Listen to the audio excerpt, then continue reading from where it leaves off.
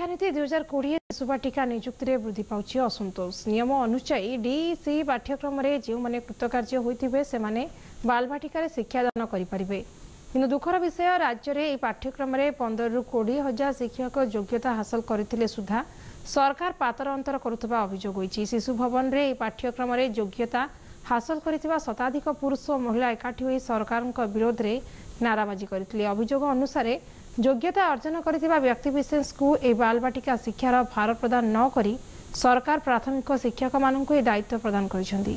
DC पाठ्यक्रम में 1 वर्षीय अध्ययन और प्रशिक्षण नहीं कृतकार्य पिला अणदेखा करी कार्यक्रम को त्वरान्वित करने प्राथमिक शिक्षक शिक्षयित्री मानक 5 ରୁ 10 दिनिया तालीम प्रदान करी कार्यक्रम को आगे नेबारे चलीछंती सरकार, जहाँफल शिक्षा व्यवस्थार गुणात्मक दिग एक प्रकार अंधार सदृश बोली अभियोग करिसेंती आंदोलनकारी।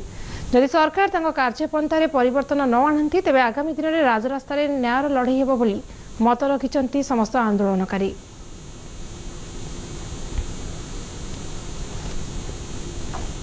सर आमे गोटे कोर्स करथिलु डीसी कोर्स गोटे करथिलु आमे 2019 रे डिसेंबर मास रे हमर एटा लागू हेतिला ओडिसा रे। तो से प्रथम बैच रो पिला सब आमे 19-20 सेशन रो पिला आमे सब तो आमर जिते एनईपी 2020 लागू होबार थिला 2020 मसीह रे आमे सेते कोर्स टी लागू हेतिला ओडिसा रे।